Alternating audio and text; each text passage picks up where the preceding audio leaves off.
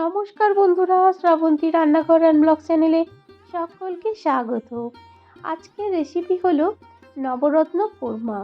এই নবরত্ন কোরমা লুচি, রুটি, পরোটা বা ফ্রায়েড রাইস, পোলাওর সাথে দারুণ লাগে। কীভাবে বানালাম সেটাই দেখা যাক। নবরত্ন কোরমা বানানোর জন্য নিয়েছি এখানে পনির আর কিছু সবজি নিয়েছি গাজর, বিনস, মটরশুঁটি, ফুলকপি আর ক্যাপসিকাম। প্রথমেই একটা মশলা পেস্ট বানিয়ে নিচ্ছি।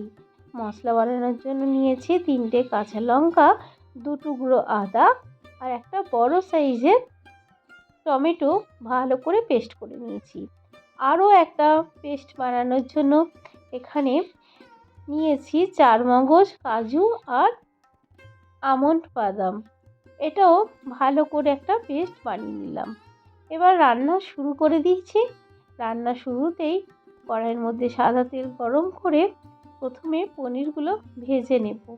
খুব বেশি কড়া করে ভাজবো না, একটু হালকা করে ভেজে তুলে নেব। আর যদি আপনারা পনির না ভেজে রান্না করেন তাহলেও হবে। পনিরকে একটু ঈষৎ উষ্ণ গরম জলে লবণ দিয়ে ভিজিয়ে রেখে দিলেই তা খুব সুন্দর নরম থাকে। আমি পনিরগুলো একটু জাস্ট হালকা করে ভেজে তুলে নিলাম একটি পাত্রে।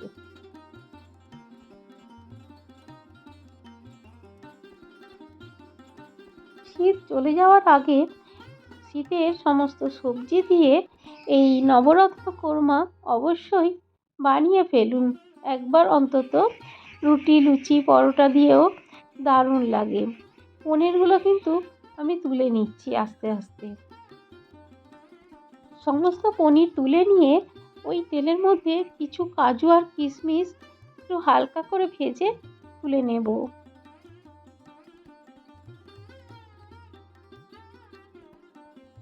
হালকা করে কিন্তু আমি ভেজেছি, এবার তুলে আমি রেখে দিলাম। এবার ফুলকপিগুলো প্রথমে ভেজে নেব। ফুলকপি আমি ভাপিয়েই রান্না করি। আজকে কিন্তু ফুলকপি আমি ভাপাইনি, একেবারে ডাইরেক্ট তেলে দিয়ে রান্না করছি। একটু লাল লাল করে ভালো করে ভেজে নেব।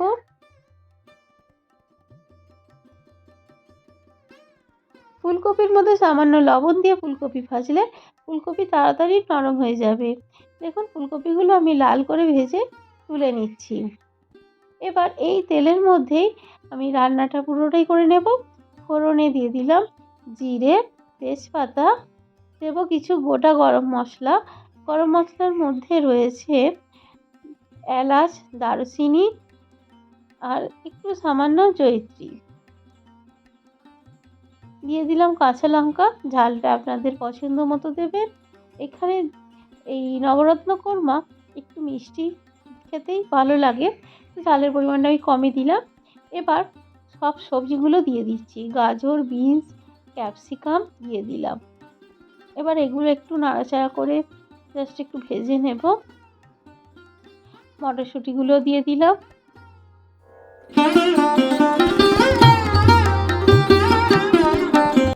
এবার সব সবজিগুলো ভালো করে নাড়াচাড়া করে একটু ভেজে নেব। এবার এর মধ্যে দিয়ে দেব মশলার মধ্যে যে মশলাটা আমি পেস্ট করে রেখেছিলাম, আদা, কাঁচা লঙ্কা আর টমেটো, সেই পেস্টটা দিয়ে দিলাম। সেই পেস্টটা থেকে দিয়ে দিলাম প্রায় 2 চামচের মতো। এবার ভালো করে ভেজে নেব, আদার কাঁচা গন্ধ যাতে না থাকে সেইভাবে আমি খুব সুন্দর করে ভেজে নিচ্ছি। এবার দিয়ে দিচ্ছি সামান্য একটু লঙ্কার গুঁড়ো। এটা কাশ্মীরি লাল লঙ্কার গুঁড়ো, সামান্য একটু দিলাম, 1/2 চামচ। আর এখানে কোনো হলুদের ব্যবহার করব না আমি।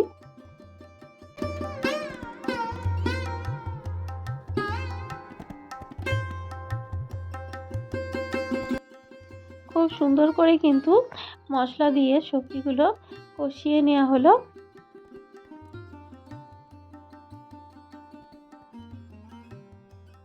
এবার দিয়ে দিচ্ছি চিনি। এখানে মিষ্টির জন্য একটু চিনি দিয়ে দিলাম। আর এটা একটু মিষ্টি খেতেই বেশি ভালো লাগে। চিনির বদলে আপনারা গুঁড়ো ব্যবহার করতে পারেন। আর স্বাদ অনুযায়ী লবণ দিয়ে দিলাম। এবার ভালো করে আবারও মিশিয়ে নেব। আর মশলাটার সঙ্গে ভালো করে কষানো হয়েই গেছে, আদার কাঁচা গন্ধ আর নেই। খুব সুন্দর করে কিন্তু এটা কষানো হয়ে গেছে। এবার এখানে দিয়ে দেব যে বাদামগুলো, কাজু বাদাম, কাঠবাদাম আর চারমগজের পেস্টটা দিয়ে দিলাম। এবার এগুলো দিয়েও ভালো করে কষাতে হবে, কেননা চারমগজের একটা কাঁচা গন্ধ থাকে, সেটা ভালো লাগে না বেশ সুন্দর করে না কষালে। আর মিক্সির বাটিটা ধুয়েও একটু জলও দিয়ে দিচ্ছি। খুব সুন্দর করে কিন্তু ভালো করে সবজির সঙ্গে মেশানো হয়ে গেছে।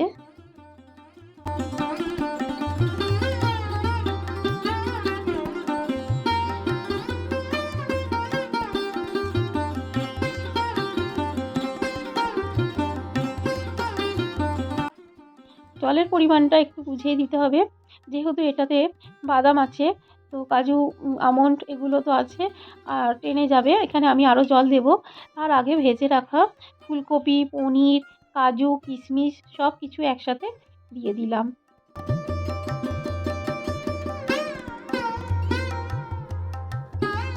খুব সুন্দর করে এবার মিশিয়ে নিতে হবে।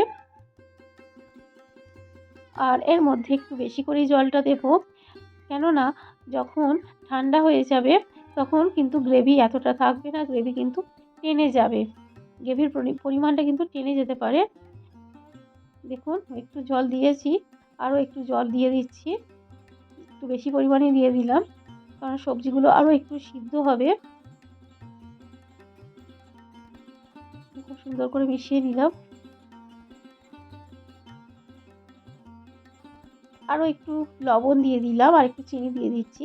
লবণটা একটু কম লাগছিল তাই, আর মিষ্টিটা একটু কম লাগছিল তাই আরও একটু একটু করে দিয়ে দিলাম।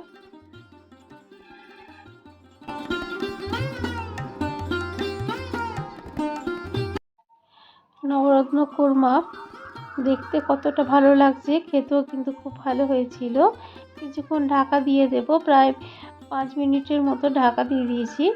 5 মিনিট পর ঢাকাটা খুলে দিচ্ছি। এবার দেখে নেব, একটু চেক করে নেব সবজিগুলো কতটা সিদ্ধ হয়েছে। আর তার মধ্যে দিয়ে দিলাম গাওয়া ঘি 1/2 চামচের মতো।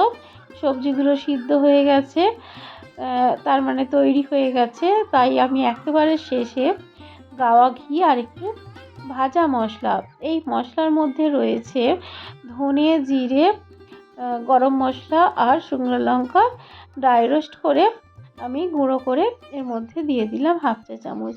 এই মশলাটা দিলে কিন্তু খেতে দারুণ লাগে।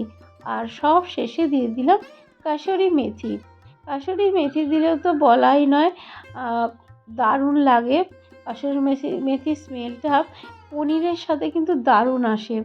তো এটা অবশ্যই দেবেন, যদি হাতের কাছে থাকে অবশ্যই দেবেন। তো তৈরি হয়ে গেছে, আমি কিছুক্ষণ একটু ঢাকা দিয়ে গ্যাসের ফ্লেম বন্ধ করে দেব। তারপর আমি সার্ভ করে দেখাচ্ছি কতটা দেখতে ভালো হয়েছিল, আর খেতে তো দারুণ হয়েছিল। রুটি, লুচি, পরোটা, পোলাও, ফ্রায়েড রাইসের সঙ্গে দারুণ লাগবে। অবশ্যই কিন্তু কমেন্ট করে জানাবেন বন্ধুরা কেমন হয়েছিল। লাইক, শেয়ার এবং সাবস্ক্রাইব করে পাশে থাকবেন। ভালো থাকবেন, সুস্থ থাকবেন। Thank you.